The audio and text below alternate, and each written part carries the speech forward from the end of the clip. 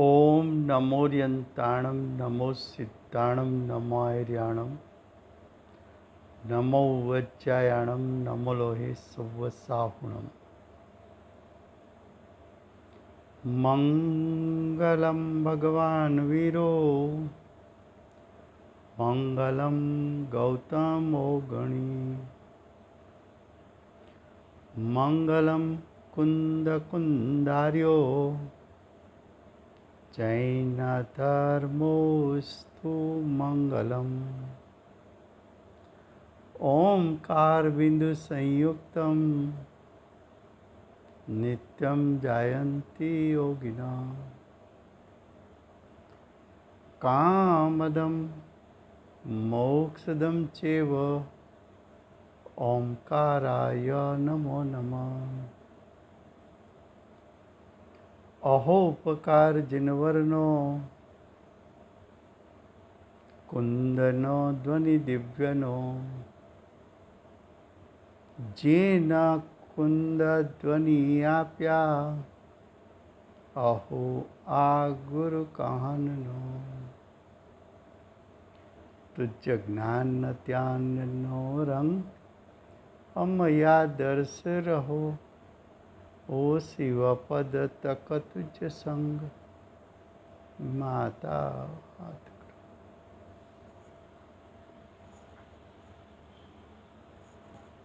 आ अष्टपाहुर नामनु परम अध्यात्म शास्त्र है। पांचमू पाहुड़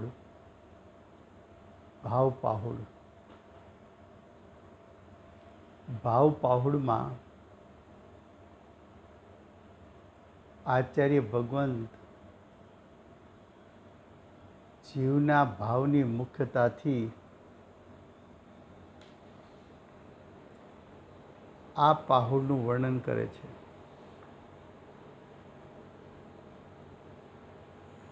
एमा गाथा 6 एनु हेडिंग छे हवे उपदेश करे छे के भावने भावने एटले जीवना भावने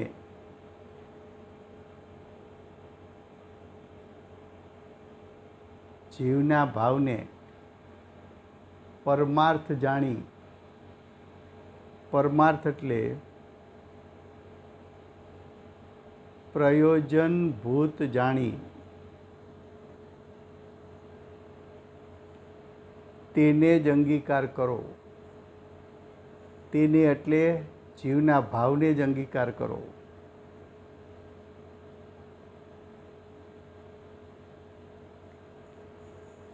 जीवना कया भाव अंगीकार करवा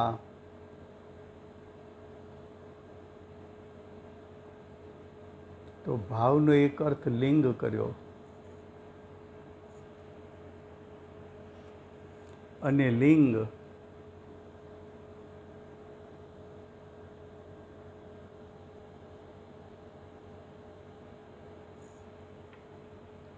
शू कहे छे के लिंग ए मोक्षनी प्राप्तिनु पथिक छे, मार्ग छे।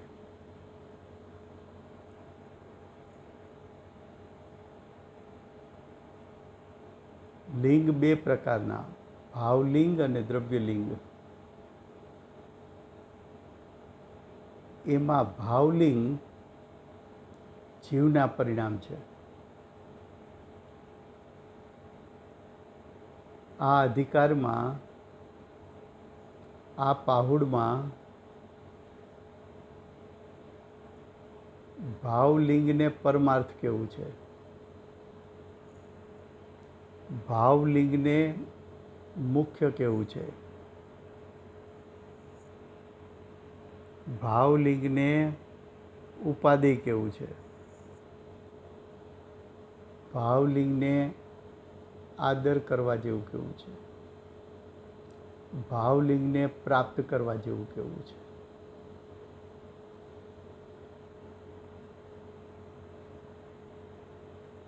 તો કે છે ગાથા 6માં, ભાવને પરમાર્થ જાણી, એટલે કે જીવના ભાવને પરમાર્થ જાણી, એટલે કે ભાવલિંગને પરમાર્થ જાણી,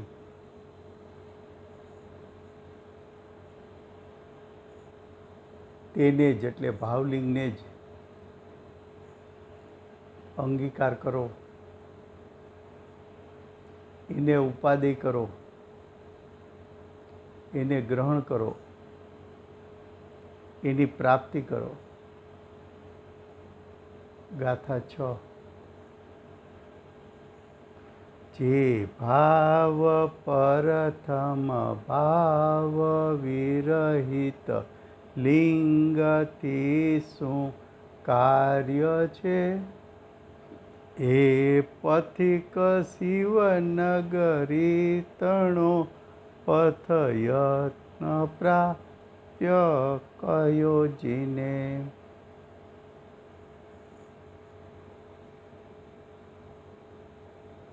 પથિક એટલે મોક્ષ માર્ગમાં ચાલનારો, મોક્ષ માર્ગ પર ચાલનારો. શિવનગરી એટલે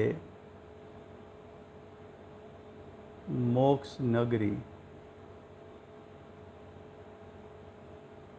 શિવનગરી એટલે સિદ્ધાલય, જ્યાં સિદ્ધો રહે છે.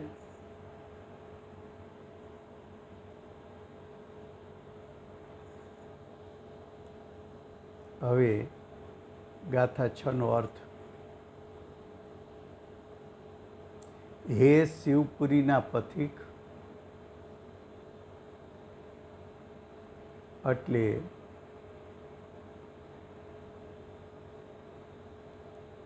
હે શિવપુરી, શિવપુરી એટલે મોક્ષ, શિવપુરી એટલે સિદ્ધાલય.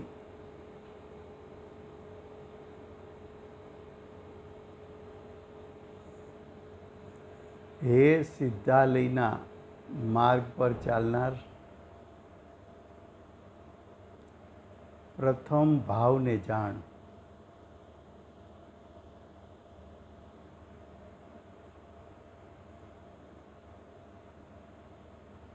જીવના ભાવને જાણ. તો જીવના ભાવ તો બે પ્રકારના છે, અશુદ્ધ અને શુદ્ધ.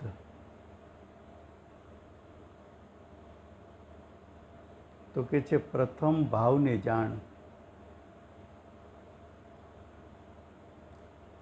ભાવ રહિત લિંગથી તને શું પ્રયોજન છે? ભાવ રહિત લિંગ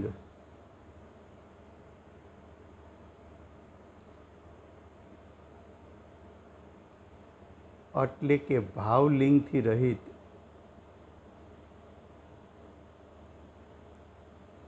ભાવલિંગથી રહિત તને શું પ્રયોજન છે?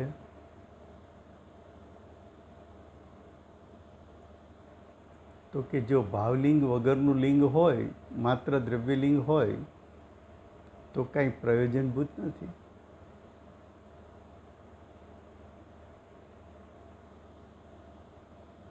હવે કે છે શિવપુરીનો પંથ, પંથ કહેતા માર્ગ.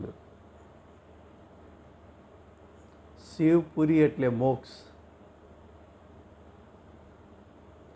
મોક્ષનો પંથ એટલે મોક્ષ માર્ગ. જીન ભગવંતોએ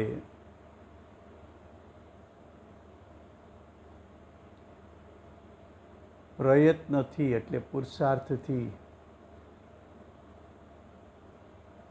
પુરુષાર્થથી એટલે શુદ્ધ ભાવરૂપ ઉદ્યમથી,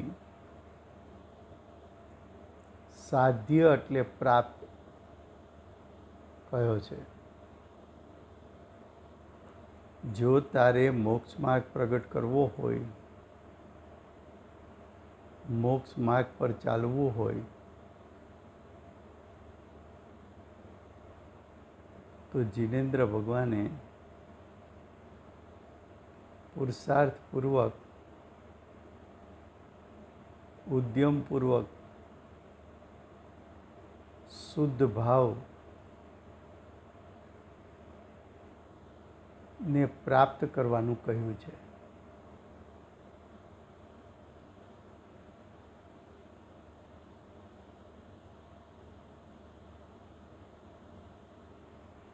તારે મોક્ષ માર્ગ પર ચાલવું હોય તો પેલા ભાવનું સ્વરૂપ જાણ.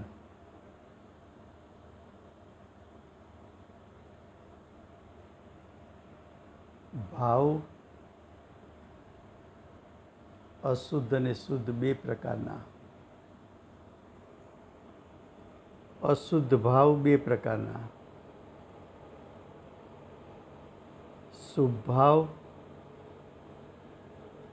અને અશુભ ભાવ.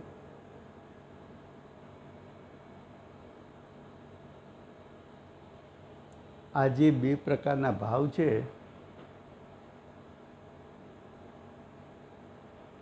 તો કે છે ભાવ રહિત લિંગથી, ભાવ રહિત એટલે શુદ્ધ ભાવ રહિત લિંગથી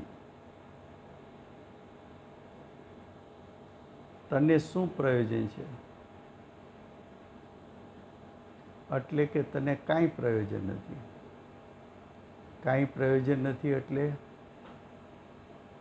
તને સાધ્ય પ્રાપ્ત થવાનું નથી, એટલે કે મોક્ષની પ્રાપ્તિ થવાની નથી.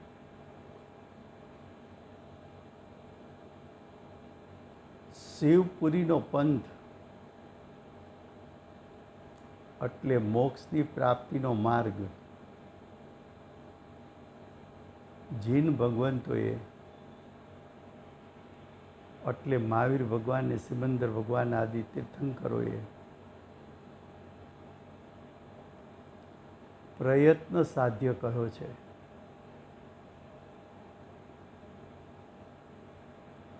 એટલે કે પુરુષાર્થથી પ્રાપ્ત થાય તેવો કહ્યો છે. પણ પુરુષાર્થ કયો કરવો?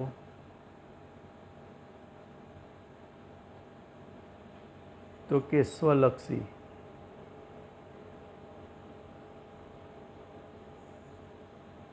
સ્વલક્ષી પુરુષાર્થથી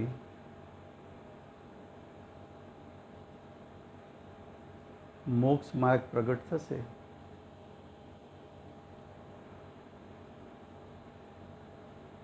હવે એનો ભાવાર્થ. મોક્ષ માર્ગ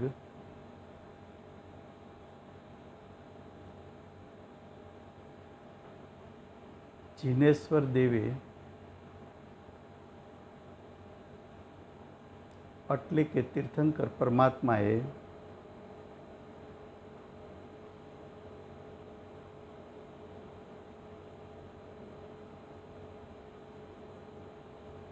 એટલે કે સિમંદર ભગવાને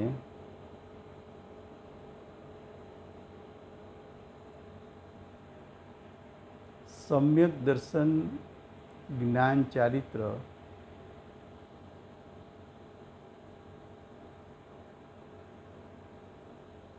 પરમાર્થથી કહ્યો છે. પરમાર્થથી કહ્યો છે એટલે નિશ્ચયથી કહ્યો છે.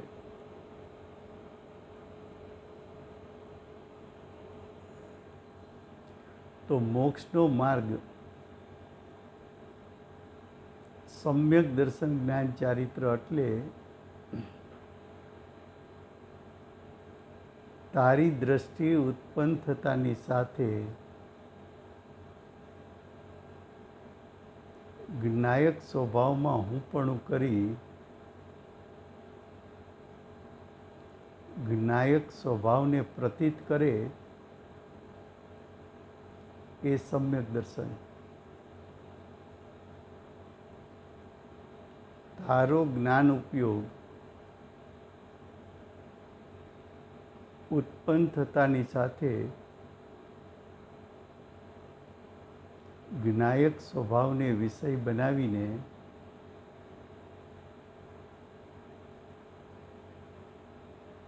નિર્વિકલ્પ જ્ઞાન ઉત્પન્ન કરીને આત્માનું ત્રિકાળ શુદ્ધ સ્વરૂપ, એના અનંત ગુણો, એના અનંત ગુણોમાંથી પ્રગટ થતી આંશિક શુદ્ધતા, એ પ્રગટ થયેલી શુદ્ધતાને કારણે ઉત્પન્ન થતું અતિન્દ્રિય જ્ઞાન ને અતિન્દ્રિય સુખ, એનું વેદન કરે ને વેદનને જાણે, એ સમ્યક જ્ઞાન છે. અને સમ્યક ચારિત્ર એટલે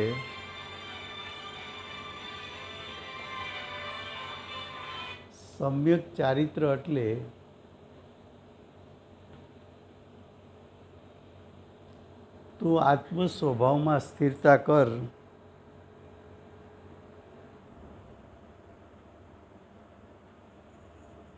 આત્મ સ્વભાવમાં સ્થિરતા કર.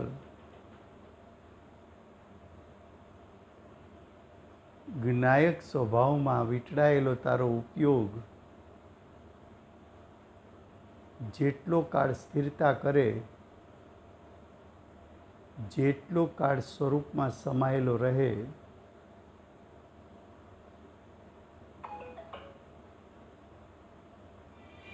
અને જેટલા કસાય ઓછા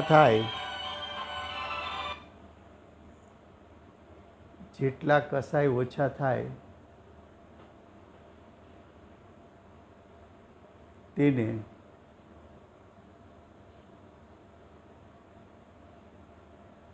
સમ્યક ચારિત્ર કહેવું છે.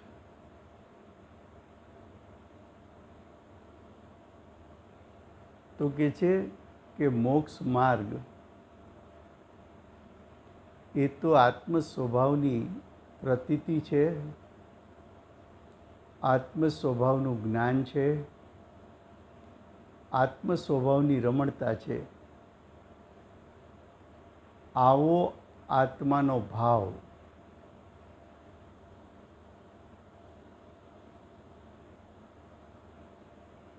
તેને જીનેન્દ્ર ભગવાને મોક્ષનો માર્ગ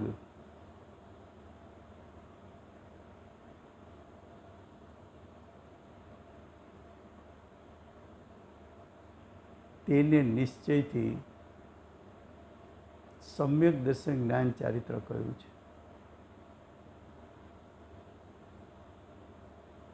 માટે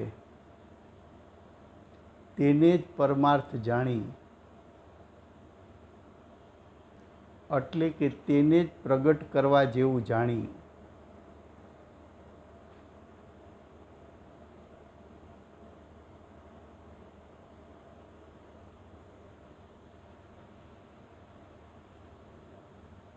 સર્વ શુદ્ધ ભાવરૂપ ઉદ્યમથી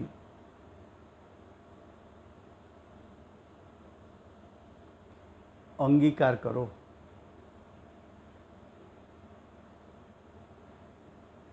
આ ભાવ પાહુડ છે, એમાં ભાવની મુખ્યતા છે.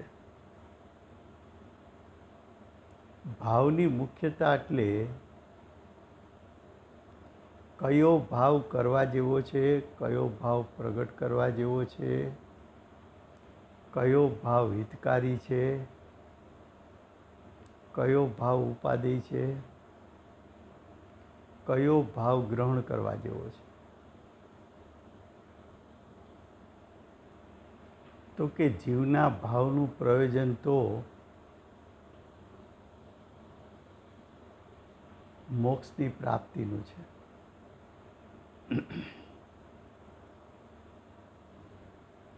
તારે મોક્ષની પ્રાપ્તિ કરવી હોય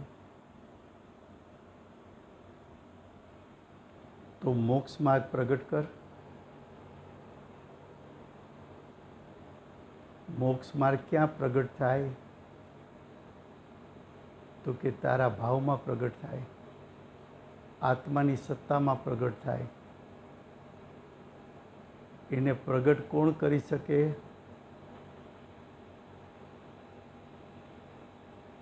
તો કે તેને નાયક સ્વભાવને જે પ્રતીત કરે, નાયક સ્વભાવને જે જાણે અને જે નાયક સ્વભાવમાં રમણતા કરે તે જીવ મોક્ષ માર્ગ એટલે નિશ્ચય સમ્યક દર્શન જ્ઞાન ચારિત્ર પ્રગટ કરી શકે.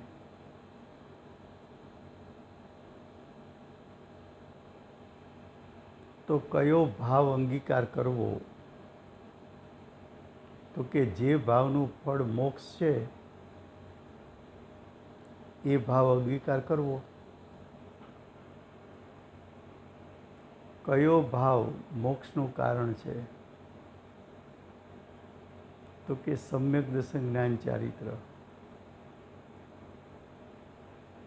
અથવા સંવર નિજરા તત્વ અથવા ભાવલિંગ. ભાવલિંગ એટલે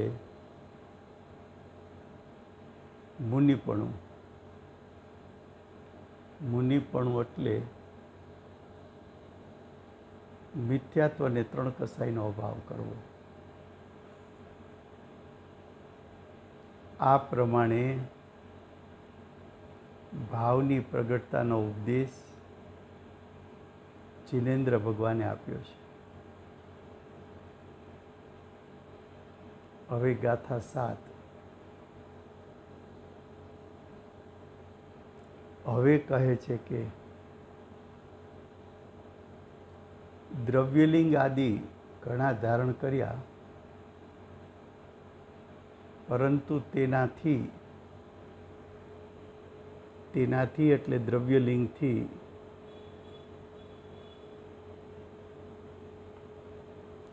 કાંઈ પણ સિદ્ધિ થઈ નહીં.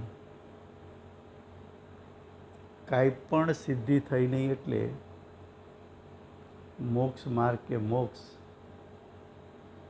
એની પ્રગટતા થઈ નહીં. કાંઈ પણ સિદ્ધિ થઈ નહીં એટલે સમ્યક દર્શન જ્ઞાન ચારિત્રની પ્રગટતા થઈ નહીં.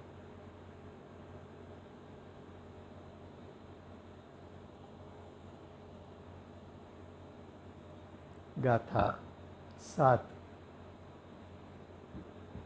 7 ગાથાના શબ્દો છે.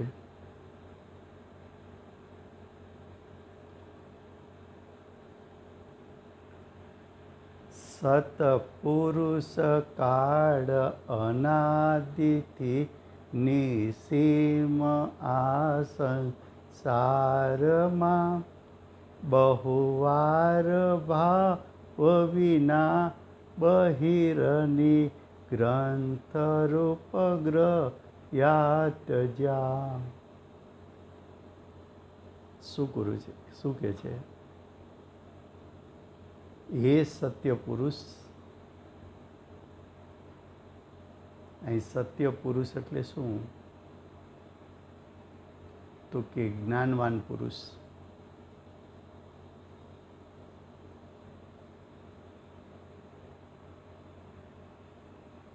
તો સંસારી જ્ઞાનવાન છે,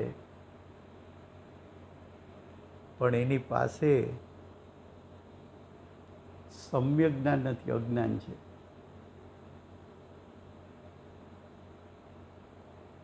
તો કે છે કે હે અજ્ઞાનવાન પુરુષ, અનાદિકાળથી લઈને આ અનંત સંસારમાં તે ભાવ રહિત એટલે શુદ્ધ ભાવ રહિત.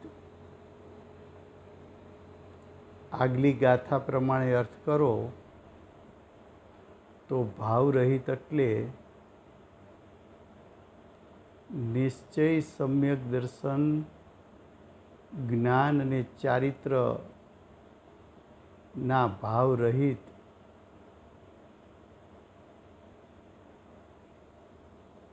નિગ્રંથ રૂપ, નિગ્રંથ, ગ્રંથ એટલે પરિગ્રહ, નિગ્રંથ એટલે પરિગ્રહથી રહિત, પરિગ્રહથી રહિત ઘણીવાર ગ્રહણ કર્યા. ઘણીવાર એટલે અનંત ભવમાં અનંત વાર, અનંત ભવમાં અનંત વાર દ્રવ્યલિંગી મુનિ થયો. ભાવલિંગને પ્રગટ કર્યું. આ અધિકાર તો ભાવની મુખ્યતાથી છે. તો કે છે અનંત વખત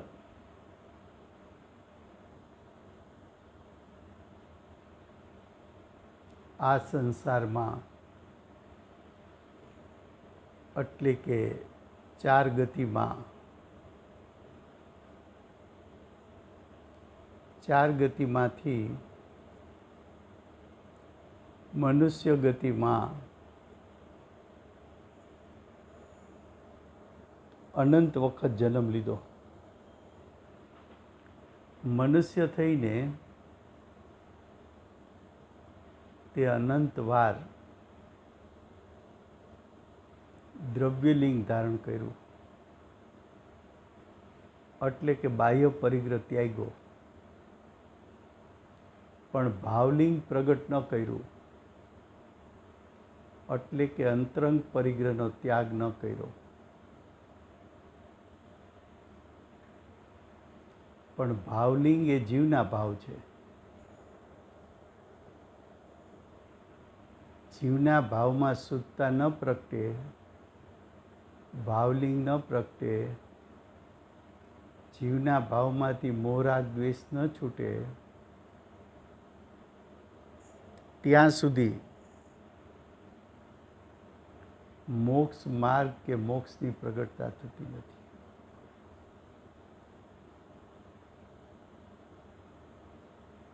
તો તે તો ઘણીવાર આવું દ્રવ્યલિંગ લીધું અને આયુષ પૂર્ણ થયું તો છૂટી ગયું, અને ક્યારેક તો દ્રવ્યલિંગ લઈને એનું નિરતિચારપણે પાલન ન કરી શક્યો તો દ્રવ્યલિંગ છોડી દીધું. આવું તે અનંત વખત કર્યું, પણ તારો મોક્ષ ન થયો. એનો અર્થ એમ કે બાહ્ય ત્યાગથી મોક્ષ થાય કે અંતરંગ ત્યાગથી મોક્ષ થાય.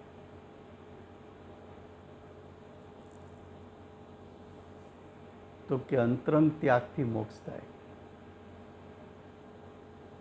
ભાવાર્થ, ભાવ કે જે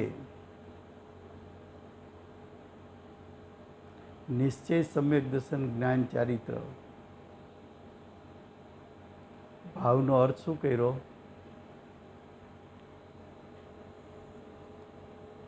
ભાવ અર્થાંત નિશ્ચય સમ્યક દર્શન જ્ઞાન ચારિત્ર વગર બાહ્ય નિગ્રંથ રૂપ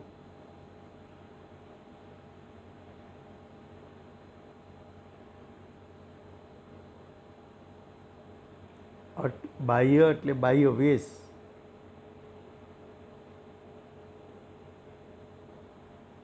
ભાવલિંગી જેવો બાહ્ય વેશ લીધો. બાહ્ય વેશ એટલે નગ્નપણું ધારણ કર્યું, વન જંગલમાં રહેવા ગયો, દિવસમાં એક જ વખત આહાર લે, ખડા ખડા આહાર લે, અદન ધોવનને પાડે, કેસ લોચન કરે, શરીરને સ્નાન ન કરાવે, સાત્વિક આહાર લે, ભૂમિ ઉપર સંયન કરે, શુભાવરૂપ મહાવ્રત 5 સમિતિ 3 ગુપ્તી નિરતિચારપણે પાલન કરે, પણ અંતરંગમાં ભાવ પલટો ન થયો, એટલે અંતરંગમાં ભાવલિંગ ન પ્રગટ્યું,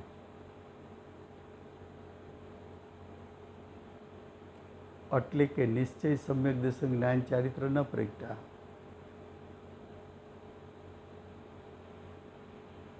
માત્ર બાહ્ય વેશ ધારણ કર્યો, પોતે મુનિ છે મનાવે, ભાવલિંગ વગર મુનિપણું નથી, છતાં પોતે પોતાને મુનિ માને, બીજાને પણ મુનિ મનાવે.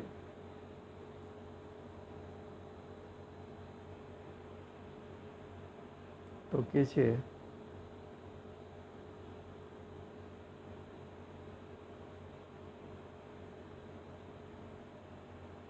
કે ભાવ અર્થાત નિશ્ચય સમ્યક દર્શન જ્ઞાન ચારિત્ર વગર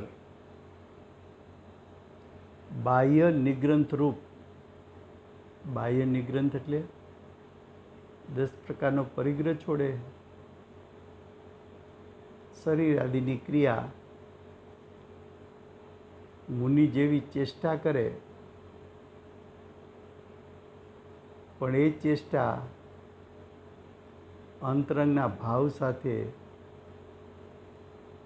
નિમિત્તિક સંબંધવાળી નથી, એટલે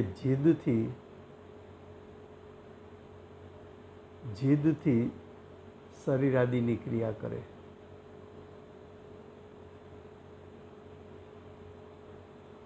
આવું દ્રવ્યલિંગ અનંત કાળમાં અનંત વાર ધારણ કર્યું અને છોડ્યું, તો પણ કાંઈ સિદ્ધિ ન થઈ, કાંઈ મોક્ષની પ્રાપ્તિ ન થઈ, કે મોક્ષ માર્ગ ન પ્રગટ્યો. મોક્ષ માર્ગ એની પ્રગટતા ન થઈ.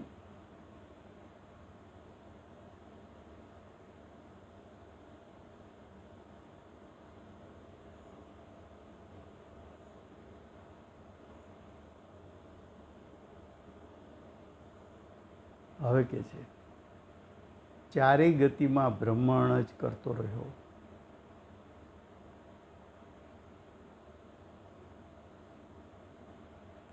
તો આ ગાથા 7 થઈ.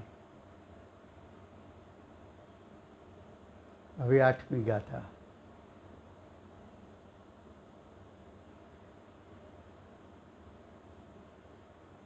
જે ઉપરમાં જે ભાવ બતાવ્યો, ગાથા 7માં જે ભાવ બતાવ્યો, એ ભાવને વિશેષ કહે છે. ગાથા 8 એમના શબ્દો છે: ભીષણ નરકતિર્યંચ તેમ કુદેવ માનવ જન્મમાં તે જીવ તીવ્ર દુઃખો સયાતું ભાવરે ચિન્ન ભાવના.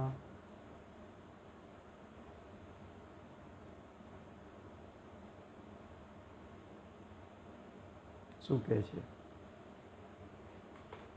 હે જીવ, આચાર્ય ભગવાન કરુણા કરીને કહે છે, હે જીવ, તે કયો જીવ લેવો છે અહીંયા? અજ્ઞાની. હે અજ્ઞાની જીવ, હે સંસારી જીવ, હે ચાર ગતિમાં પરિભ્રમણ કરનારો જીવ, તે ભીષણ ભયંકર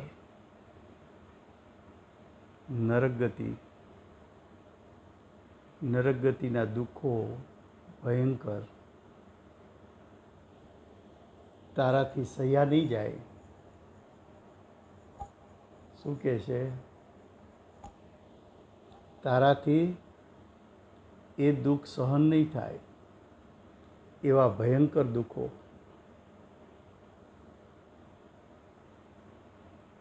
તો કે છે કે ભીષણ નરક ગતિ, તિર્યજ ગતિ, નિગોદમાં ગયો. એક શ્વાસમાં 18 વખત જન્મ મરણ. વિચાર તો કરો, એક શ્વાસમાં 18 જન્મ 18 મરણ. જન્મનું દુઃખ પણ એવું, મરણનું દુઃખ પણ એવું.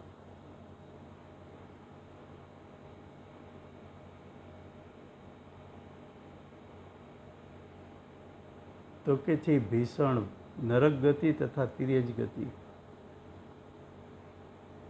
દેવમાં ગયો, કુદેવ થયો ત્યાં જઈને. મનુષ્ય ગતિમાં, એટલે હલકી મનુષ્યમાં જન્મ થયો, હલકા દેવમાં જન્મ થયો.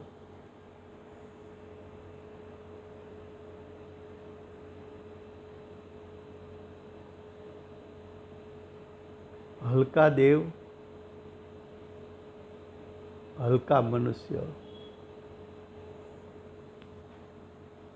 ત્યાં તીવ્ર દુઃખ ભોગવ્યા. દુઃખની ભીષમાં દટાઈ ગયો. કોઈ બાપલિયા થઈ જાય એમ અંદરમાંથી થઈ જાય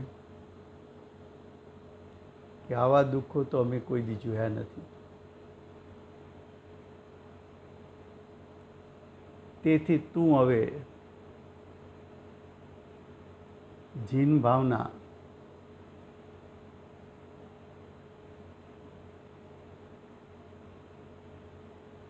જીન ભાવના એટલે જીનેન્દ્ર ભગવાને બતાવેલા માર્ગ મુજબની ભાવના, એટલે કે મોક્ષ માર્ગની ભાવના, એટલે કે નિશ્ચય સમ્યક દર્શક જ્ઞાન ચારિત્રની ભાવના, એટલે કે સંવર નિજરા તત્વ પ્રગટ કરવાની ભાવના, એટલે કે ભાવલિંગ પ્રગટ કરવાની ભાવના, એટલે કે આત્મ સ્વભાવની, આત્મ તત્વની ભાવના ભાવવી, જ્ઞાયકની ભાવના ભાવવી.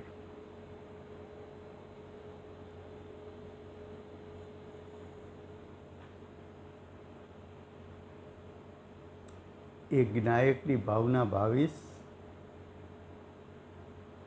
તેનાથી તારે સંસારનું ભ્રમણ મટશે. સંસાર એટલે ચાર ગતિ.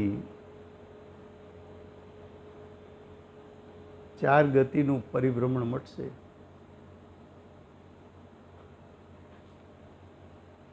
એટલે કે મોક્ષ માર્ગ પ્રગટ થશે.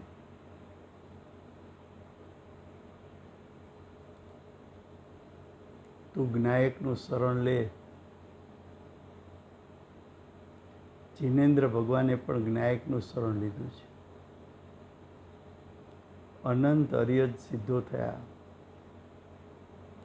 અનંત આચાર્ય ઉપાધ્યાય સાધુઓ, શ્રાવકો, શ્રાવિકાઓ, અર્જિકાઓ, સમ્યક દ્રષ્ટિઓ થયા. એ સર્વે જીવોએ સુખી થવા માટે આત્મતત્વની ભાવના ભાવી, જ્ઞાયક તત્વની ભાવના ભાવી, જ્ઞાયકમાં હું પણ સ્થાપિત કરીને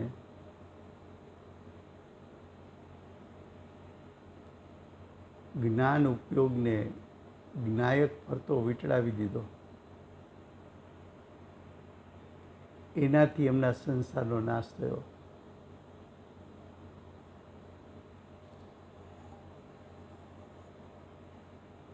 હવે ભાવાર્થ. આત્માની ભાવના વિના, એટલે કે આત્માના શુદ્ધ પરિણામ વિના, ચાર ગતિના દુઃખ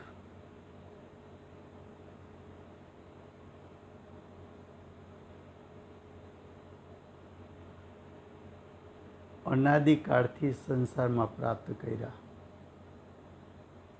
ચાર ગતિ પ્રાપ્ત કોનાથી થઈ? ચાર ગતિ મળી એ શેનું ફળ છે?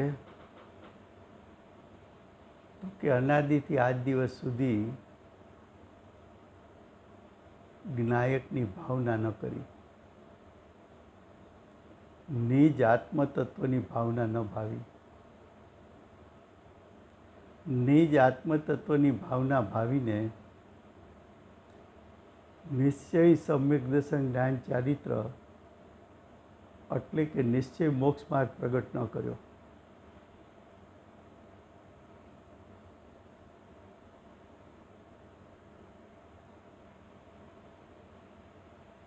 તેથી હવે હે જીવ, તું જીનેશ્વર દેવનું શરણ લે.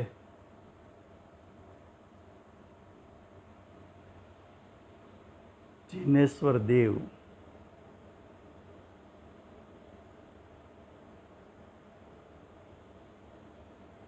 જીનેશ્વર દેવ બાહ્યમાં અરિયંત અને સિદ્ધ પરમાત્મા, અને જીનેશ્વર દેવ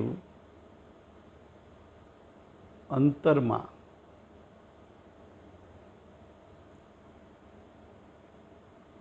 તારો શુદ્ધ જ્ઞાયક.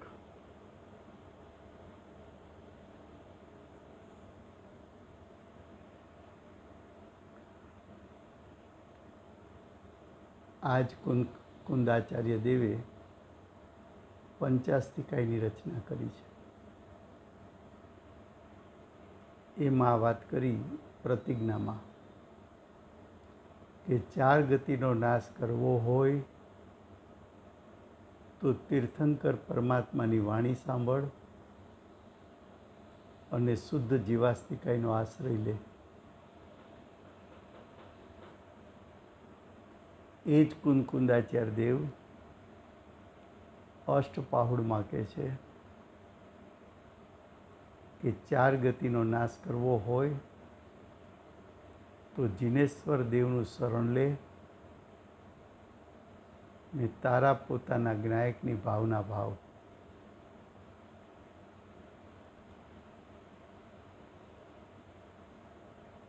હવે ગાથા 9. હવે ચાર ગતિના દુઃખોને વિશેષ રૂપ કહે છે. આચાર્ય ભગવાન પહેલાં એ સિદ્ધ કરશે કે ચાર ગતિ દુઃખરૂપ છે. શું સિદ્ધ કરશે? તો કે ચાર ગતિ દુઃખરૂપ છે.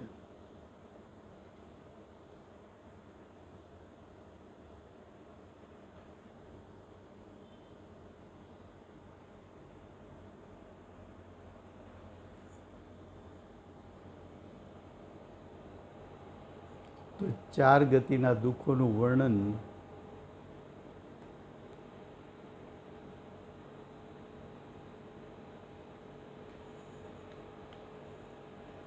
ત્રીસ ગાથા સુધી કરશે. 6 ઢાળાએ પંડિત દોલતરામજીએ 6 ઢાળાની રચના કરી છે.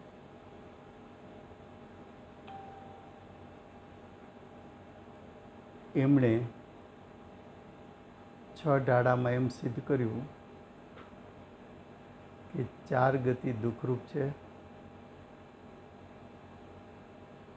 અને અર્યંત અને સિદ્ધ પદ સુખરૂપ છે.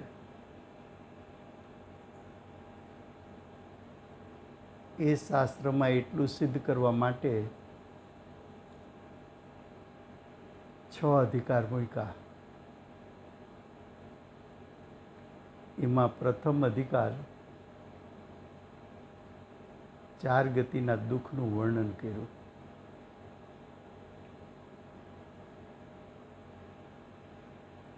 ચાર ગતિના દુઃખનું વર્ણન એટલા માટે કર્યું કે દર્દીને દર્દ છે, રોગ છે, એના ચિહ્નો બતાવવા પડે. તમને આવું આવું થાય છે તો આવું આવું દર્દ હોઈ શકે. એમ 4 ગતિના જીવો દુઃખી છે એ પહેલા અધિકારમાં સિદ્ધ કર્યું. બીજા અધિકારમાં એમ કહ્યું કે 4 ગતિ દુઃખરૂપ છે તો દુઃખનું કારણ હોવું જોઈએ.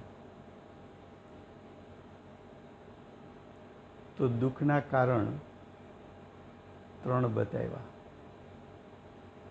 મિથ્યા દર્શન, મિથ્યા જ્ઞાન, મિથ્યા ચારિત્ર. એ મિથ્યા દર્શન, જ્ઞાન, ચારિત્ર 2 પ્રકારે બતાવ્યું. અનાદિકાળથી ચાલ્યું આવતું મિથ્યા દર્શન, જ્ઞાન, ચારિત્ર, જેને અગ્રહિત કહ્યું, અને વર્તમાનમાં પ્રગટ થતું મિથ્યા દર્શન, જ્ઞાન, ચારિત્ર, એને ગ્રહિત મિથ્યા દર્શન, જ્ઞાન, ચારિત્ર કહ્યું. તો 4 ગતિ દુઃખરૂપ છે, પહેલો અધિકાર. બીજા અધિકારમાં દુઃખના કારણો, મિથ્યા દર્શન, જ્ઞાન, ચારિત્ર.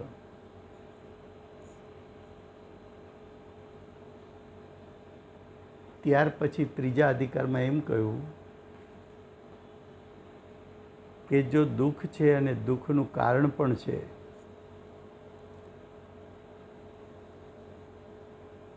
તો સાચું સુખ હોવું જોઈએ.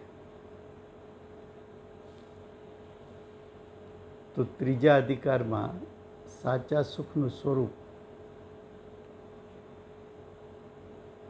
અને એના કારણો, સમ્યક દર્શન, સમ્યક જ્ઞાન, સમ્યક ચારિત્ર. એ સમ્યક દર્શન, જ્ઞાન, ચારિત્રનું વર્ણન ત્રીજું, ચોથું, પાંચમું અને છઠ્ઠું અધિકારમાં કર્યું. છઠ્ઠા અધિકારમાં એમ કીધું કે આ સમ્યક દર્શન, જ્ઞાન, ચારિત્ર 3ની એકતા, એને અમે મોક્ષ માર્ગ કહીએ છીએ. એ મોક્ષ માર્ગનું ફળ અર્યંત પદ અને સિદ્ધ પદ છે. એ અર્યંત અને સિદ્ધ સુખી છે.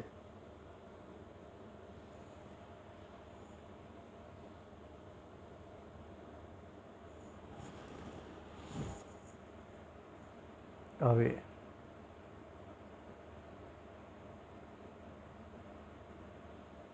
ગાથા 9. 4 ગતિના દુઃખોને વિશેષ રૂપે કહે છે.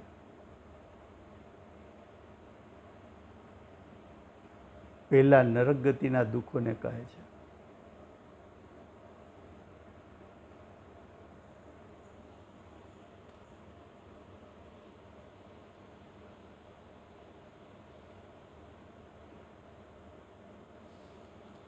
ગાથા 9ના શબ્દો છે: ભીષણ સુતીવ્ર અસહ્ય દુઃખો સપ્ત નરકા વાસમાં, બહુ દીર્ઘ કાળ પ્રમાણ તે વેદ્યા અછિન્નપણે સયા. શું કહે છે? હે જીવ એટલે અજ્ઞાની જીવ. અહીંયા અજ્ઞાની જીવ લેવા છે. હે જીવ, આચાર્ય ભગવાન કરુણા કરીને અજ્ઞાની જીવને સંબોધન કરે છે.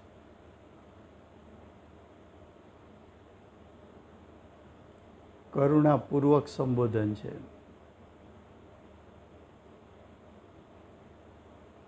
હે જીવ, તે 7 નરક ભૂમિઓમાં નરકમાં રહેવાના ભૂમિ અપેક્ષાએ 7 સ્થાન છે. જ્યાં મધ્યલોક પૂરો થાય એની નીચે પહેલી ભૂમિ પહેલી નરક છે, બીજી ભૂમિ બીજી નરક છે, ત્રીજી ભૂમિ ત્રીજી નરક છે, ચોથી ભૂમિ ચોથી નરક, પાંચમી ભૂમિ પાંચમી નરક, છઠ્ઠી ભૂમિ છઠ્ઠી નરક, સાતમી ભૂમિ સાતમી નરક. પહેલી નરક કરતાં બીજી નરકનું આયુષ્ય વધારે છે, બીજી નરક કરતાં ત્રીજી નરકનું આયુષ્ય વધારે છે,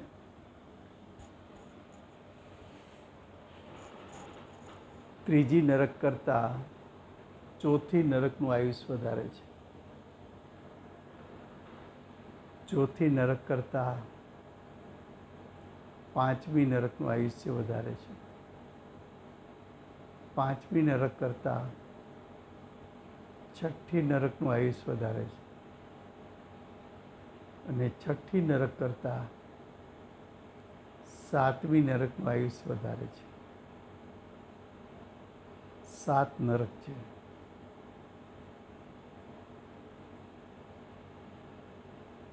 દુઃખની વેદના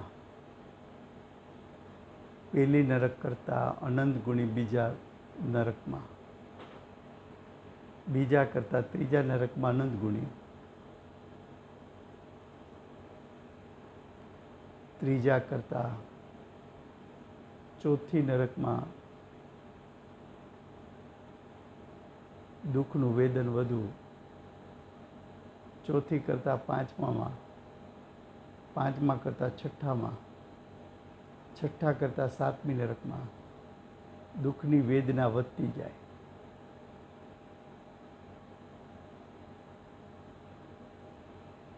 તો નરક પહેલી બીજી ત્રીજી એમ વધતી જાય એમ રહેવાનો કાળ વધતો જાય અને દુઃખનું વેદન વિશેષ ને વિશેષ તીવ્ર થતું જાય. એવી 7 નરક ભૂમિ એને નરકાવાસ કહે છે. નરકમાં રહેવાનું સ્થાન, નરકમાં વસવાનું સ્થાન. તો કે છે નરકાવસોમાં, બિલોમાં દારૂણ, દારૂણ એટલે તીવ્ર, ભયાનક, અસહનીય, સહન ન થઈ શકે તેવું તીવ્ર તથા ભયાનક, સહન ન થાય તેવા દુઃખોને ઘણા લાંબા કાળ સુધી નિરંતર ભોગવ્યા છે અને સહન કર્યા છે. ઘણો લાંબો કાળ. તો કે ઓછામાં ઓછો કાળ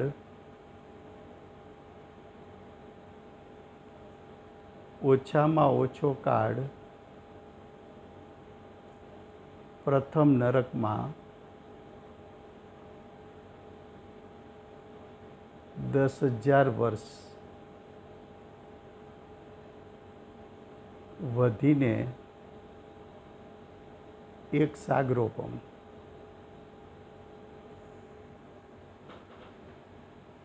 જે પહેલી નરકનો ઓછામાં ઓછો કાળ છે એ 10,000 વર્ષ વધીને એક સાગરોપમ. પણ પહેલી નરકનો વધુમાં વધુ જે કાળ એક સાગરોપમ છે એ બીજી નરક માટે ઓછામાં ઓછો કાળ છે.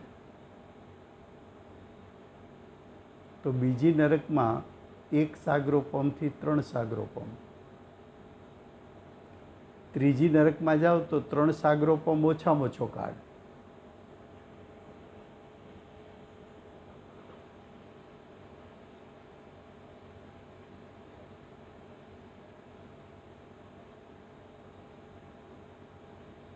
જ્યાં નારકીને ખાવા માટે એક દાણો ન મળે, પીવા પાણી માટે એક ટીપું પાણી ન મળે, નદી લોહીને પરુની,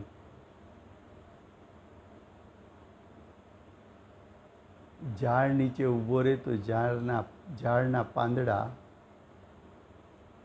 એની ધાર તલવાર જેવી,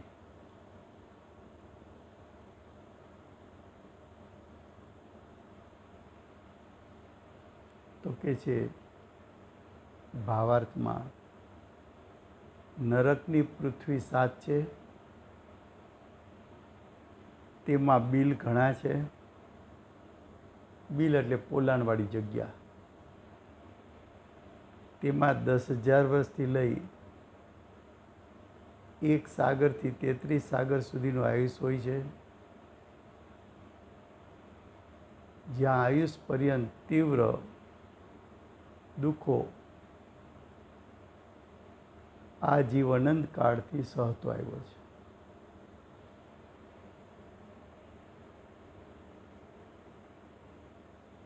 નરક ગતિ એ નારકીયને ભૂખ અને તરસ એવી હોય કે આખા હિન્દુસ્તાનનું બધું અનાજ આપો તો ખાઈ જાય તો ભૂખ ન મટે. ત્યાં એક દાણો ખાવાનો ન મળે, અને જ્યાં તરસ આખા સમુદ્રનું પાણી પી જાય તો તરસ ન છીપાય, ત્યાં એક ટીપું પાણી ન મળે. ત્યાંની માટીની દુર્ગંધ એવી છે કે એક નાનો ટુકડો પણ અહીંયા આવી જાય તો સેંકડો માઇલો સુધી એની દુર્ગંધથી જીવો મરણ પામે. આવા દુઃખો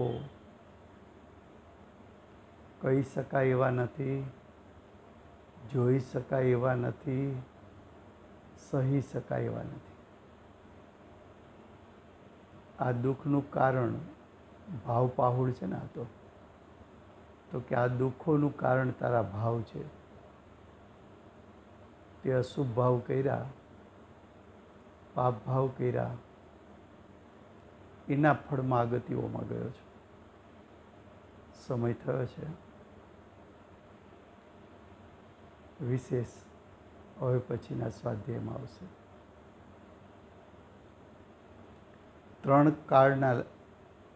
કાળ 3 લોકના નાથ શ્રી સિમંદર ભગવાનનો જય હો. હાલતા ચાલતા સિદ્ધ શ્રી કુંકુંદાચાર્ય દેવનો જય હો. ભાવ પાહુડના ભાવને સમજાવનાર પરમ કૃપાળુ શ્રી સદગુરુ દેવનો જય હો. પ્રસમૂર્તિ ભગવતી માતનો જય હો. અષ્ટ જીનવાણી માતનો જય હો. પરમ દિગંબર જૈન ધર્મનો જય.